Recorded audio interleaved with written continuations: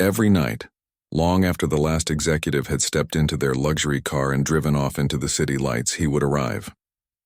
Dressed in a faded blue uniform that had seen better days, he'd push his cleaning cart through the gleaming marble halls of one of the biggest tech companies in the country.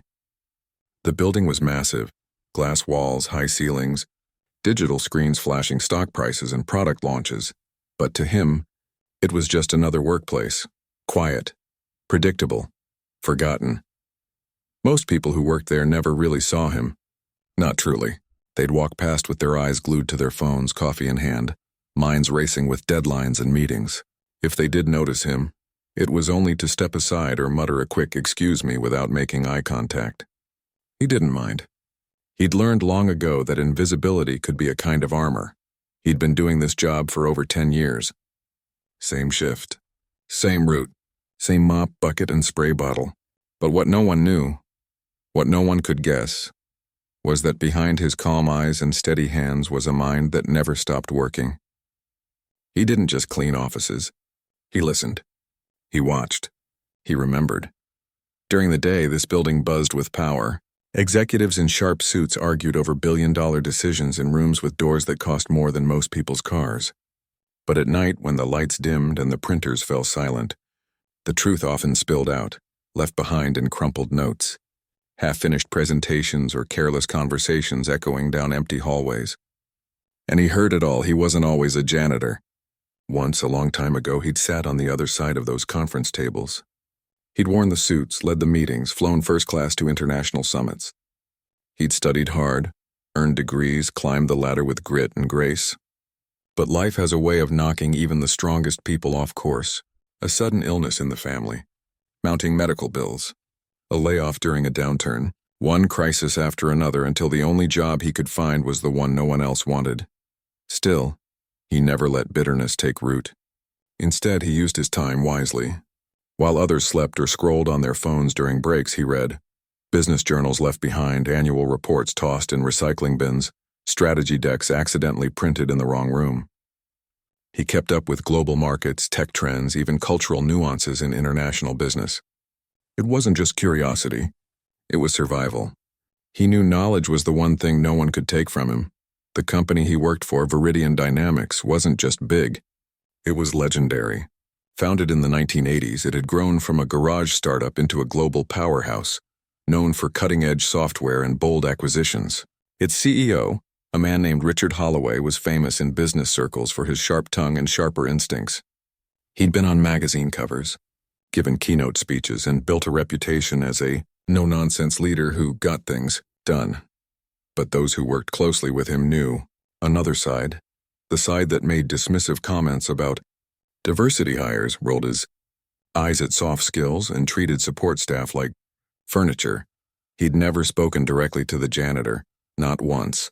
If they crossed paths, which was rare since Holloway left long before the night shift began, he'd look right through him, as if he were made of air. That was fine. The janitor had long stopped expecting recognition. What mattered was doing the job well, keeping his head down and going home with enough to pay the bills. But lately, something felt different in the building. The usual hum of confidence had turned tense. Doors that used to stay open were now shut tight. People whispered in corners. Even the daytime cleaning crew seemed nervous, rushing through their tasks like they were afraid to linger. He noticed more late-night meetings, executives staying past midnight, their voices tight with worry as they argued in hushed tones near the elevators. One evening, while wiping down the boardroom table after yet another emergency session, he found a crumpled sheet of paper under a chair. It was a draft email, unsent but full of panic. Phrases like contract termination, irreparable damage, and stock could drop 30% jumped off the page. At the top, it mentioned a major deal with a Korean telecom giant, one of the company's biggest clients. The tone was desperate. He didn't take the paper. He just read it carefully, committed the key points to memory, and placed it neatly in the recycling bin. But his mind was already racing. He knew that deal. He'd overheard snippets of it for months. The company's big push into Asia, the high-stakes negotiations, the millions spent on consultants and travel. And now it was falling apart. Later that night, while emptying trash cans in the strategy department, He overheard two vice presidents talking in the hallway. One said, "Holloway completely insulted Chairman Lee during the Seoul meeting. Called their proposal amateur hour in front of everyone. They're done with us." The other sighed. "Unless a miracle happens, we're looking at mass layoffs by quarter end." He kept mopping, his expression unchanged, but inside he was connecting the dots. He remembered reading about Korean business culture, how respect, humility, and relationship building mattered more than aggressive sales tactics. He recalled how Holloway had bragged at a company town hall about telling it like it is and not wasting time on fluff. To Holloway, that was strength. To the Korean partners, it was disrespect. As he finished his rounds and headed toward the supply closet, he paused by a window. The city lights shimmered below, endless and indifferent. He thought about the hundreds of people who worked in this building. Single parents, recent graduates, longtime employees counting on their paychecks. He thought about his own life, the years of quiet resilience, the dignity in showing up even when no one sees you. He didn't have a title. He didn't have a seat at the table. But he had something just as valuable: understanding. And maybe, just maybe, that was enough to make a difference. For now, he locked up his cart, turned off the lights in the hallway, and walked out into the cool night air. The streets were empty. The world was asleep. But his mind was wide awake, already turning over possibilities, weighing words, imagining a way forward that no one else had seen. Because sometimes, the person who saves the day isn't the one giving the speeches or signing the deals. Sometimes it's the one who listens in the silence, who sees what others ignore, and who, when the moment comes, steps forward not for glory, but because it's the right thing to do. The tension in the building had become impossible to ignore. Even the air felt heavier, like the walls themselves were holding their breath. During the day, people moved faster, spoke quieter, avoided eye contact. At night, when the janitor made his rounds, he saw the signs everywhere. Crumpled coffee cups stacked 3 deep on desks, whiteboards covered in frantic scribbles that were never erased, conference rooms left in disarray long after meetings ended. This wasn't just stress. This was panic. Viridian Dynamics was in real trouble. The company that had once been hailed as a titan of innovation, a symbol of American tech dominance, was now teetering on the edge of a very public collapse. And it all came down to one deal. The kind of deal that could make or break a company for a decade. A partnership with one of Asia's largest telecom firms, worth over $2 billion. It wasn't just about money. It was about global credibility, future contracts, investor confidence. Lose this and everything else started to unravel. The problem wasn't the product. Viridian's software was solid, cutting-edge, reliable, ahead of the curve. The problem was the person who'd been put in charge of the final negotiations, the CEO himself. He'd flown to Seoul with a team of advisors, full of confidence and swagger. But instead of listening, he'd lectured. Instead of building trust, he'd shown off. At a formal dinner meant to seal the partnership, he'd openly mocked the Korean team's presentation, calling their timeline unrealistic and their approach old-fashioned. He'd laughed when they emphasized long-term collaboration over quick profits. To him, it was honesty. To them, it was a deep insult. Back in the home office, the fallout was immediate. Emails stopped coming. Calls went unanswered. Then a terse message arrived. "We regret to inform you that we are reconsidering our partnership with Viridian Dynamics." That was corporate speak for, "You've blown it." Now, the board was in emergency mode. Emergency meetings stretched late into the night. Budgets were being slashed. Rumors of layoffs spread like wildfire through the break rooms and Slack channels. People who'd worked there for years, engineers, designers, customer support reps, started updating their resumes in secret. Some cried in the stairwells. Others just stared blankly at their screens, wondering how they'd pay rent if they lost their jobs. The CEO, meanwhile, refused to admit fault. In a company-wide memo, he blamed cultural misalignment and unforeseen market shifts. He never once said he was sorry. Instead, he doubled down, telling reporters in an off-the-record interview that some markets just aren't ready for our level of ambition. His words leaked. The internet exploded. Critics called him arrogant. Employees felt betrayed. Investors started pulling back, but none of that reached the janitor directly. He didn't read the news on his phone during breaks. He didn't have time for social media. What he saw was real, human, and raw. The fear in a young intern's eyes as she packed up her desk early one evening, just in case.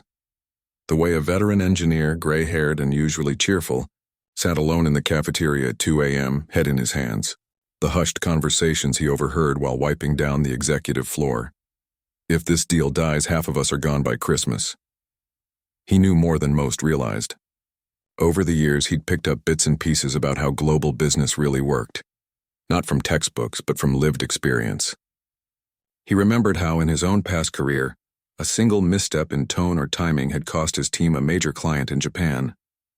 He'd learned the hard way that in many parts of the world, business isn't just about numbers, it's about respect, patience, and showing that you value the other person's dignity as much as your own bottom line. And that's exactly what had been missing in Seoul.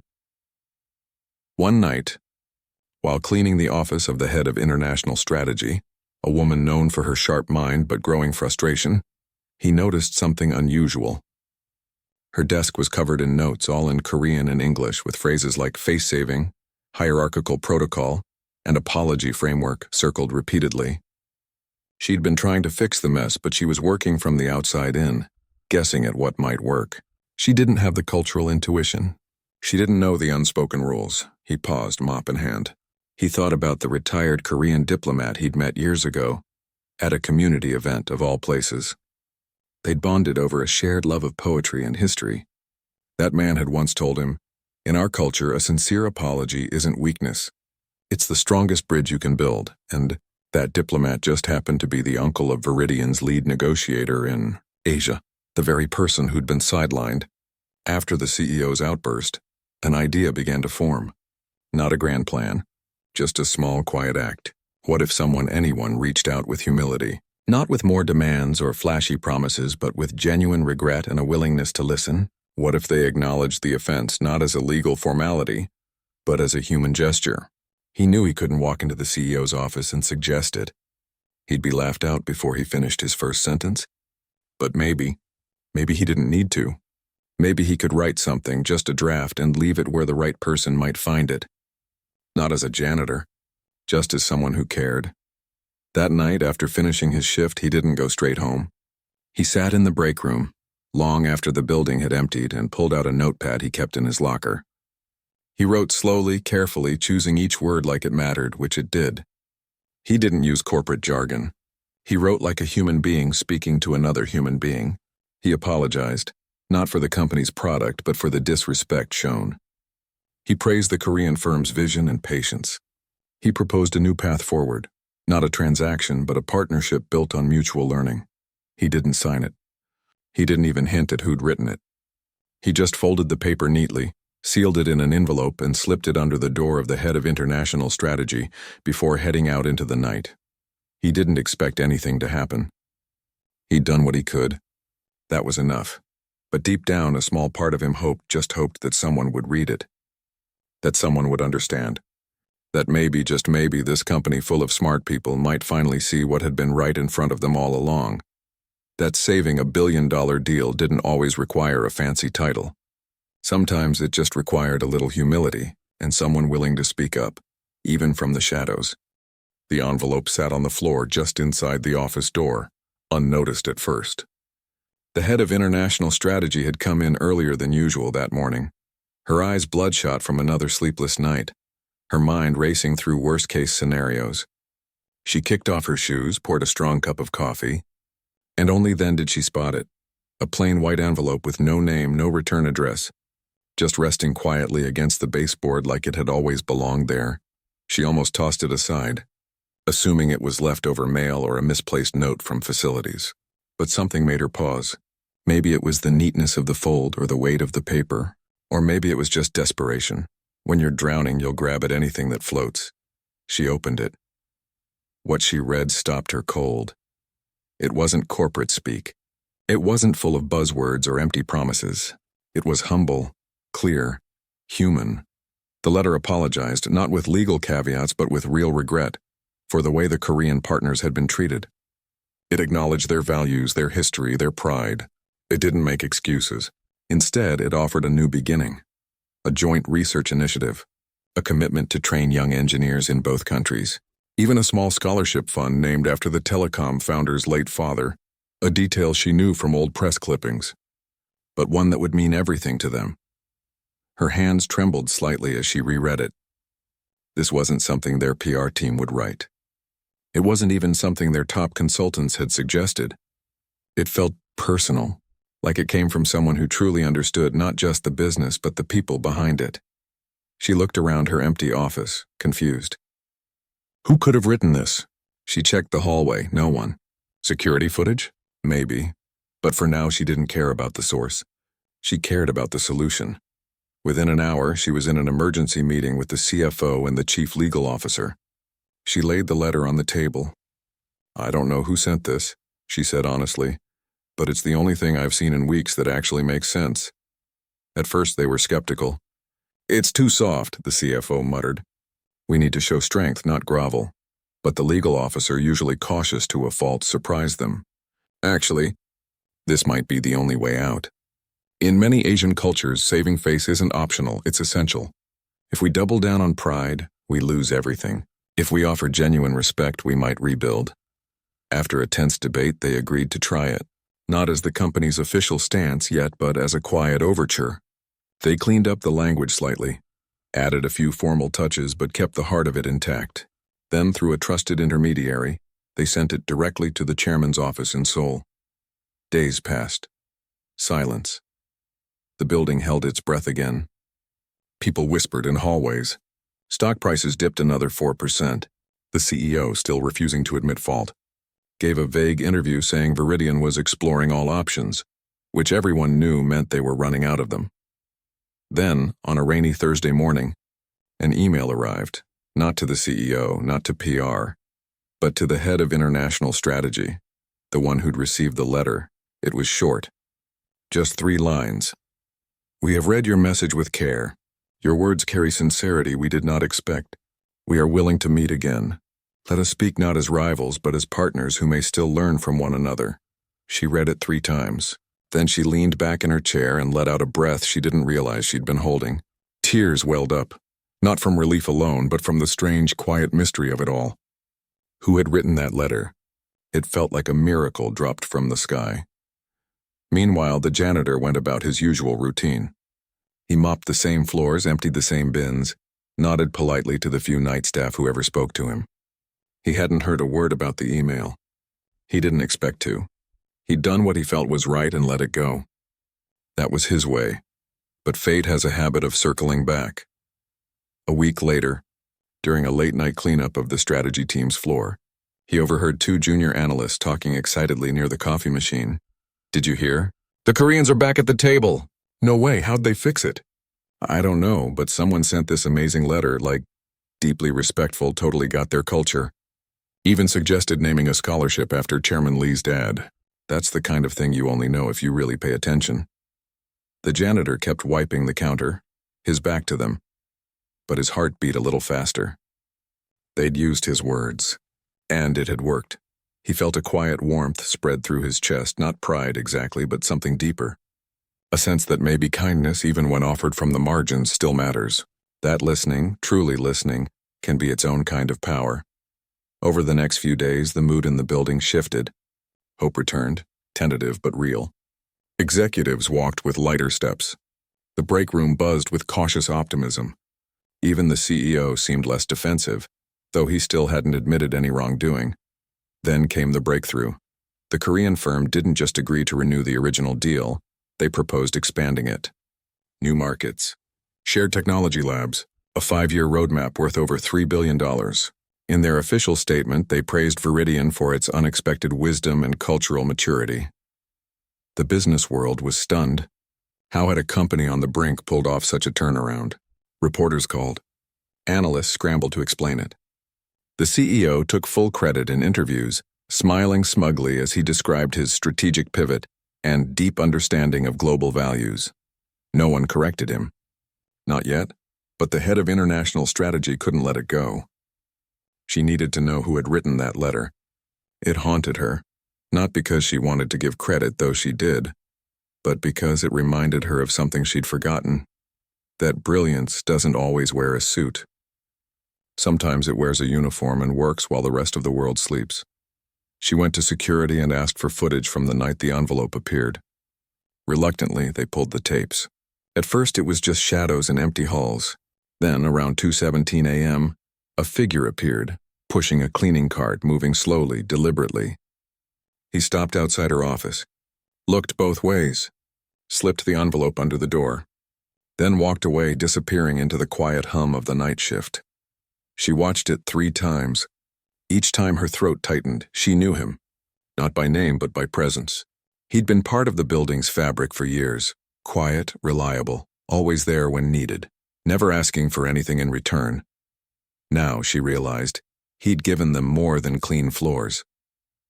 He'd given them a second chance, and she knew with absolute certainty that the truth couldn't stay hidden. Not forever. Because when someone saves a company with nothing but decency and insight, the world deserves to know, even if that someone never asked to be seen. The celebration felt surreal. Champagne corks popped in the executive suite. Balloons hung from the ceiling, and reporters crowded the lobby, all eager to cover Viridian's remarkable comeback. The CEO stood front and center, grinning under the flashing cameras, calling the renewed deal a testament to our leadership and vision. No one contradicted him. Not out loud, anyway. But in a quiet corner of the strategy department, one person couldn't join the applause. She kept replaying the security footage in her mind. The late-night hallway, the cleaning cart, the careful way that envelope had been placed under her door. It wasn't just curiosity that drove her now. It was guilt and gratitude, and a growing sense that something deeply unfair was happening. She waited until the party died down. Then, early one evening before the night shift began, she walked down to the maintenance wing, a part of the building most executives never visited. Fluorescent lights flickered overhead. The air smelled faintly of bleach and old paper. She found him restocking supplies in a small storage room, his back to the door. She cleared her throat softly. He turned, surprised to see someone from the upper floors down here. "Can I talk to you for a minute?" she asked, her voice gentle. He nodded, wiping his hands on a rag. He didn't speak, just waited. She took a breath. "A few weeks ago, an envelope appeared outside my office. It changed everything. It saved this company, and I saw the footage. I know it was you." He didn't flinch, didn't look away, just gave a small, almost imperceptible nod. "I only wrote what I thought might help," he said quietly. "I didn't expect anything to come of it." "You saved hundreds of jobs," she said, her voice thick. "Maybe thousands when you count contractors and families. You gave us a second chance, and the CEO is out there acting like it was all his doing." He looked down for a moment, then back at her. "That's all right," he said. "As long as the people keep their jobs, that's what matters." She stared at him, stunned by his calm. In a world full of people shouting for credit, here was someone who'd moved mountains and didn't even want to thank you. But she couldn't let it go. Not anymore. Over the next few days, she quietly gathered support. She showed the footage to the CFO, the head of HR, 2 trusted board members. At first, they were skeptical. How could a janitor understand high-stakes international diplomacy? But then they read the original letter again, side by side with the final proposal. The heart of it was unchanged. The cultural insights, the tone, the specific gestures, they all came from that single page slipped under a door in the dead of night. Slowly, minds began to shift. Then came the board meeting. It was supposed to be a routine session, reviewing the new contract, approving bonuses, discussing next steps in Asia. But halfway through, the head of strategy stood up. "Before we move on," she said, "there's something the board needs to know." She played the security clip. The room fell silent. Even the CEO, who'd been scrolling on his phone, looked up. When the screen went dark, no one spoke for a long moment. Then one of the older board members, a woman who'd built her own company from nothing, said quietly, "So the person who actually saved this deal is the man we paid him up our floors?" The CEO shifted in his seat. That's ridiculous," he stammered. He might have overheard something, sure, but the strategy, the execution, that was all us. "Was it?" the CFO asked, holding up a copy of the original letter. "Because this right here, is what the Korean chairman called the turning point. And it wasn't written by any of us." The room turned toward the CEO. For the first time in years, he looked small, cornered. His usual confidence had vanished, replaced by something that looked a lot like shame. Then the head of strategy did something unexpected. She'd arranged for the janitor to be waiting outside, not to embarrass him but to honor him. She opened the door and asked him to come in. He hesitated at the threshold, clearly uncomfortable. The room full of powerful people fell silent. Some stood up. Others just stared as if seeing him for the first time. "I didn't come here for recognition," he said simply. "I just didn't want good people to lose their livelihoods because of a misunderstanding." One of the board members walked over and shook his hand. "You didn't just fix a deal," she said. "You reminded us what this company is supposed to stand for: respect, integrity, listening. We forgot that." "You didn't." The CEO sat frozen, unable to meet anyone's eyes. When the meeting ended, he didn't say a word. He just gathered his things and left, his usual swagger gone. In the days that followed, whispers turned into conversations. Employees who'd never noticed the night janitor now greeted him by sight. Some even apologized for years of invisibility. He accepted their kindness with the same quiet grace he'd shown all along, never bitter, never boastful. But the real change happened behind closed doors. The board launched a full review of company culture. They brought in outside experts to assess leadership, inclusion, and how decisions were really made. They created a new role, Senior Advisor for Global Partnerships, and offered it to him. Not as a token, not as a story to tell the press, but because they genuinely needed his insight. He thought about it for a long time. He knew it would mean leaving the quiet rhythm of his nights, stepping into a world that had once shut him out. But he also knew this was bigger than him. If his experience could help build a company where people were seen for their minds, not their titles, then maybe it was worth the risk. He accepted, on one condition: that Viridian create a program to identify and support overlooked talent from non-traditional backgrounds, former teachers, veterans, single parents, people who'd fallen on hard times but still had brilliance to offer. Because, he told them, you never know who's listening in the silence. And as for the CEO, he didn't last long. Within 2 months, he stepped down, citing personal reasons. The official statement was polite, but everyone knew the truth. He hadn't been fired for losing a deal. He'd been undone by his own blindness and by the quiet courage of someone he never thought mattered. Now when people walked through Viridian's halls, they didn't just see a building. They saw a reminder that dignity isn't earned by your job title. It's carried in how you treat others and how you show up when no one's watching. And sometimes, the person who saves everything is the one you never noticed, until it's too late not to.